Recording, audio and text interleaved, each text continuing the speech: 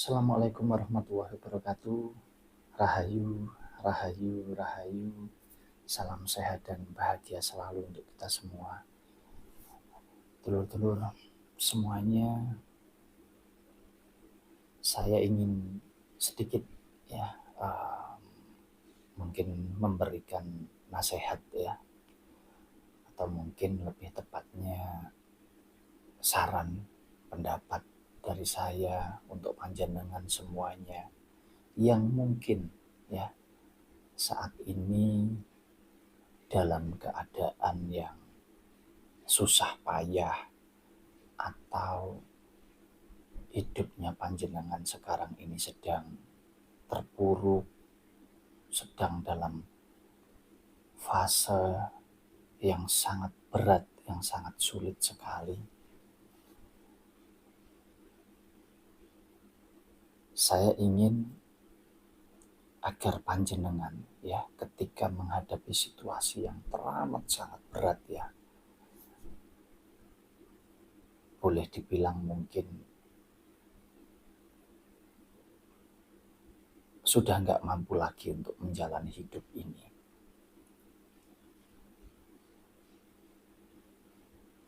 Hendaknya jenengan jangan terjebak di dalam kebingungan.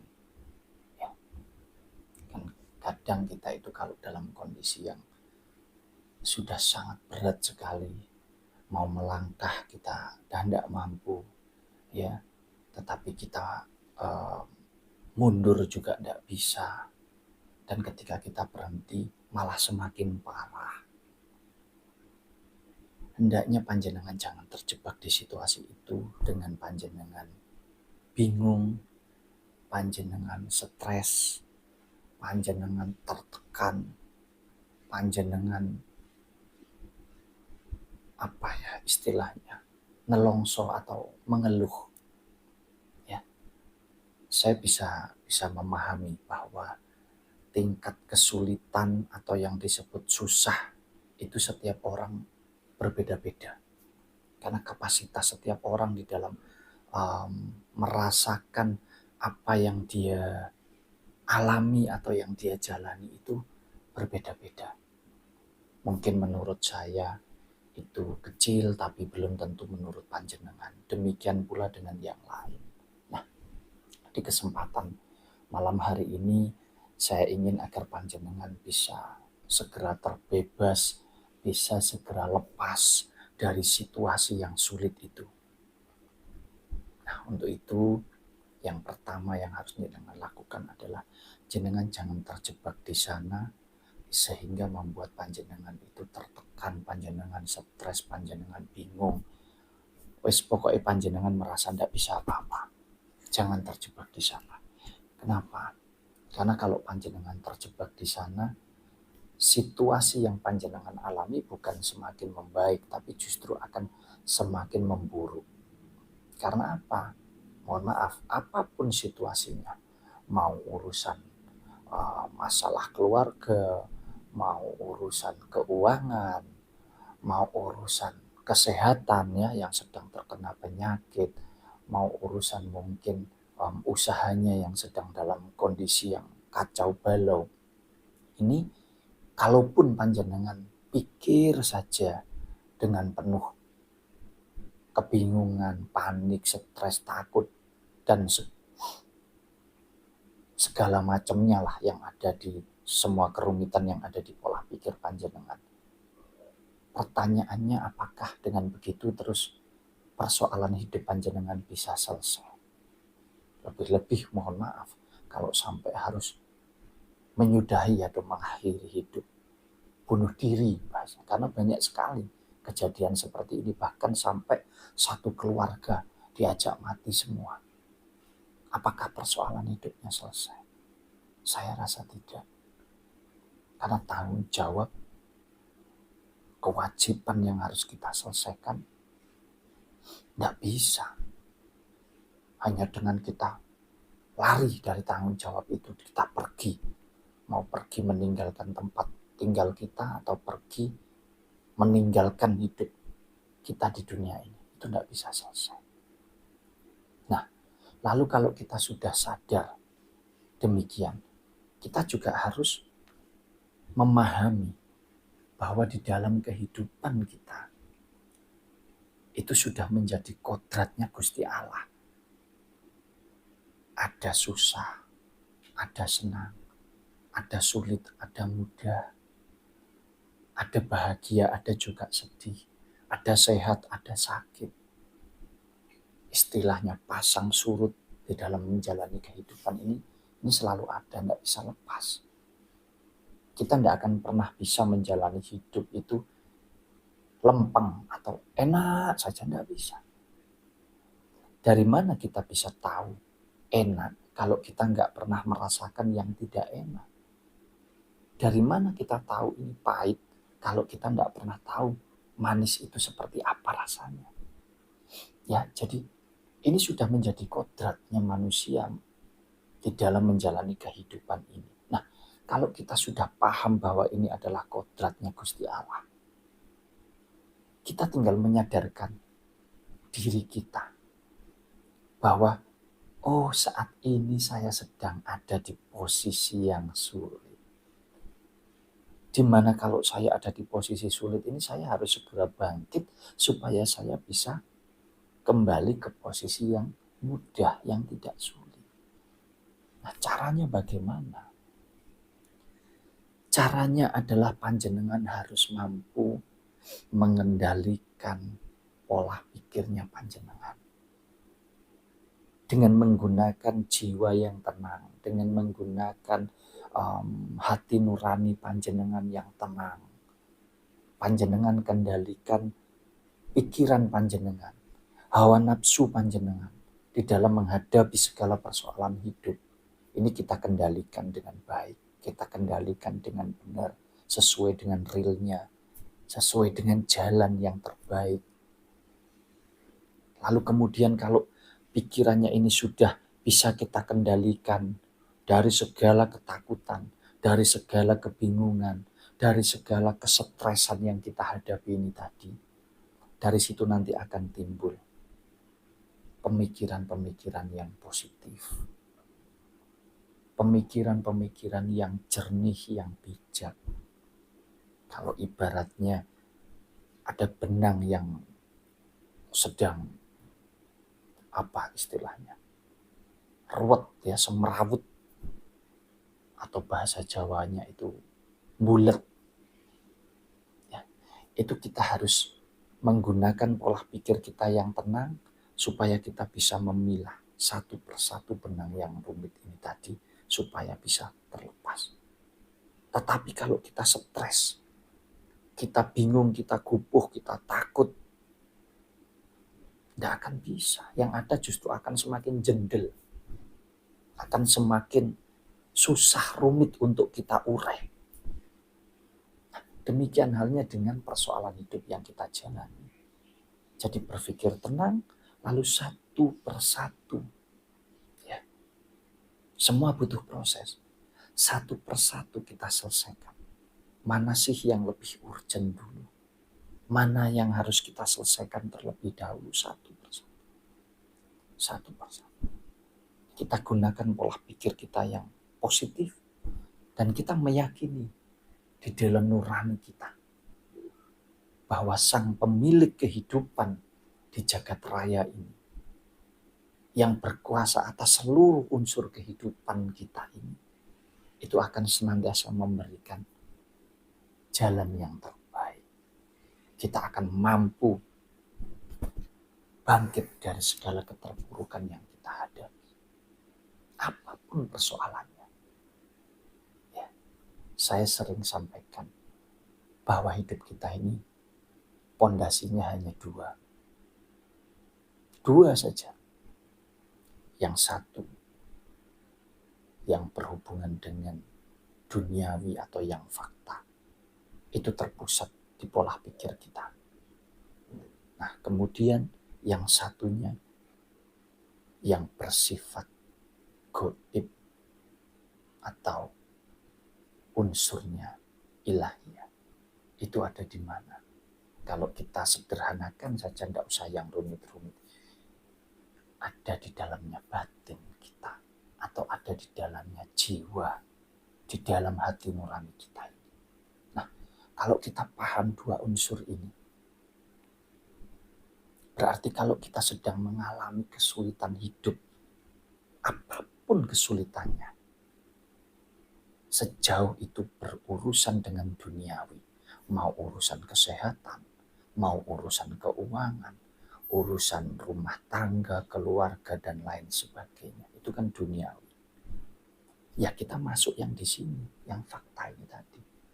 Di mana pusatnya? Ada di pola pikir. Jadi kita harus mampu mengendalikan, harus mampu menggunakan pola pikir kita dengan baik, dengan benar. Nah, dari mana bisa baik, bisa benar? Dari ketenangan. Kalau kita tidak tenang, tidak bisa.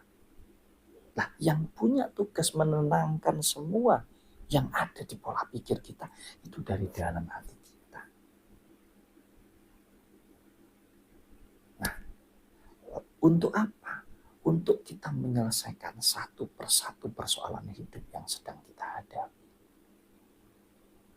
Kemudian, kalau yang berkaitan dengan ketenangan atau ketentraman batin atau ketentraman jiwa, ya kita masuk di unsur yang bersifat gaib, unsurnya Gusti Allah.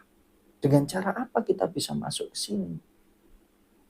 Kalau kita beragama, apapun agamanya panjenengan, kalau kita bisa melakukan ibadah syariat sesuai dengan agama kita masing-masing, monggo silahkan itu dijalankan. Mungkin yang beragama Kristen harus berdoa sesuai dengan tata cara keagamaannya, harus beribadah ke gereja dan lain sebagainya. Sedangkan yang beragama Muslim melakukan sholat, melakukan tirakat, berzikir, dan lain sebagainya. Silakan. Tetapi jangan terjebak di syariatnya. Panjenengan harus mampu masuk di dalam hakikatnya atau keniatan atau tujuan di dalam panjenengan sholat atau ibadah atau doa. Bagaimana caranya? Masuk di dalam keimanan. Tentunya iman kepada Sang Pencipta.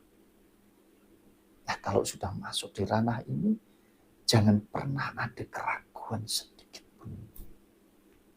Saya sering memberikan contoh bahwa kita punya kemampuan-kemampuan yang kadang itu keluar di saat kita sudah terjepit.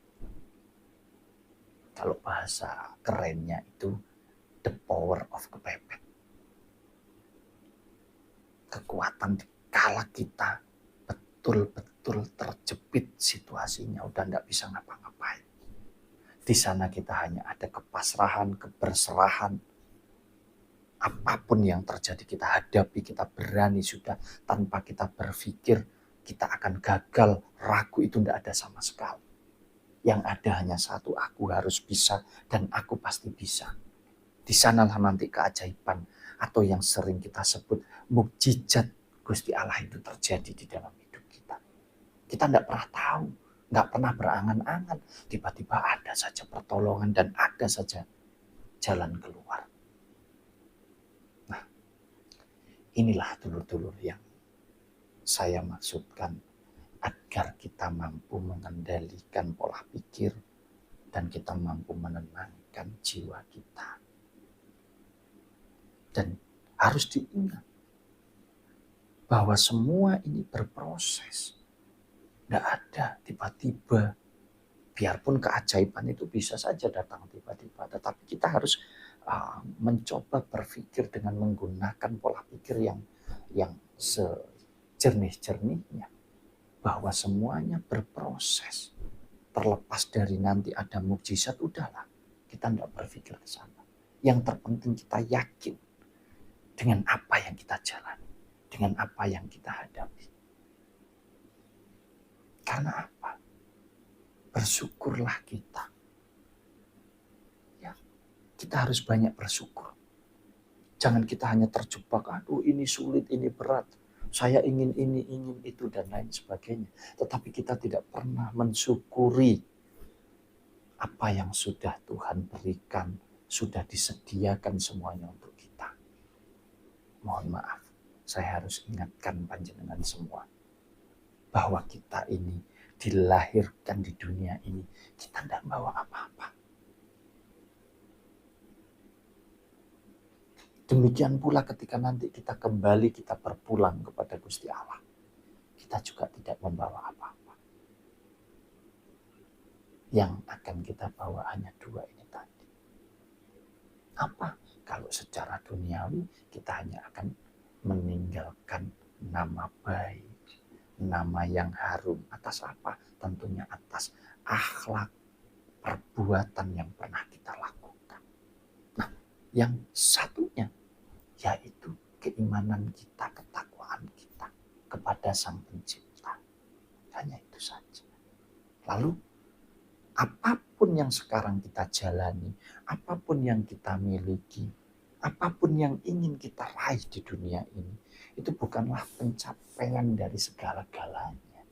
Tetapi ini hanya bagian daripada perjalanan hidup kita. Atau bagian dari coretan, tulisan, gambaran yang ada di buku kehidupan kita. Untuk itu, dulur-dulur, hendaknya kita bisa bijak menyikapi hidup ini. Kita bisa menjalani hidup kita ini dengan penuh ketenangan. Sehingga mungkin ya, persoalan hidup yang sedang kita hadapi ini adalah bagian daripada kebodohan atau kecerobohan kita di dalam menggunakan pola pikir kita. Kita kurang hati-hati, kita kurang jeli. Kita hanya mengandalkan hawa nafsu karena kita ingin meraih, mengejar, dan lain sebagainya. Tanpa kita duduk diam untuk kita merenung bahwa kita harusnya bersyukur atas hidup ini. Kita bersyukur atas nafas yang masih diberikan kepada kita. Kita bersyukur atas kesehatan yang diberikan kepada kita. Kita bersyukur atas karunia segala kehidupan ini. Kita masih diberikan kewarasan di dalam berpikir. Inilah dulur-dulur. Ya. Kita jalani hidup kita dengan penuh kenikmatan, rasa syukur yang luar biasa. Karena tentunya setiap orang punya porsi masing-masing di dalam menjalani kehidupannya. Jangan ada iri, jangan ada dengki, jangan ada dendam, jangan ada benci. Belajarlah kita kendalikan semuanya, karena semua itu milik kita. Semua yang ada di jagat raya ini milik kita. Baik, buruk, jahat, dan lain sebagainya semua milik kita. Mungkin ini sedikit nasihat untuk dulur-dulur semua, terkhusus untuk panjenengan semua yang sedang mengalami fase-fase yang sangat berat. Ya, bangkit dari keterpurukan panjenengan. Duduk dengan tenang, dikendalikan pola pikirnya, diselesaikan satu persatu, dibuka jalan satu persatu, jalannya rezeki ini semuanya dibuka. Kalau kata orang Jawa, sak tingkah polahmu, sak saban paranmu. Ya, apapun yang kamu lakukan dimanapun kamu berada, kamu bisa mendapatkan rezeki. Tinggal bagaimana kamu mau mewujudkan rezeki itu sehingga menjadi kenyataan. Terima kasih. Semoga apa yang Mas Wahyu sampaikan ini bisa berguna, bisa bermanfaat buat panjenengan semua. Semoga apapun yang panjenengan hadapi saat ini bisa segera menemukan jalan keluar, bisa segera terselesaikan dengan baik, tanpa harus merugikan, tanpa harus menyakiti antara satu dengan yang lainnya. Terima kasih. Assalamualaikum warahmatullahi wabarakatuh.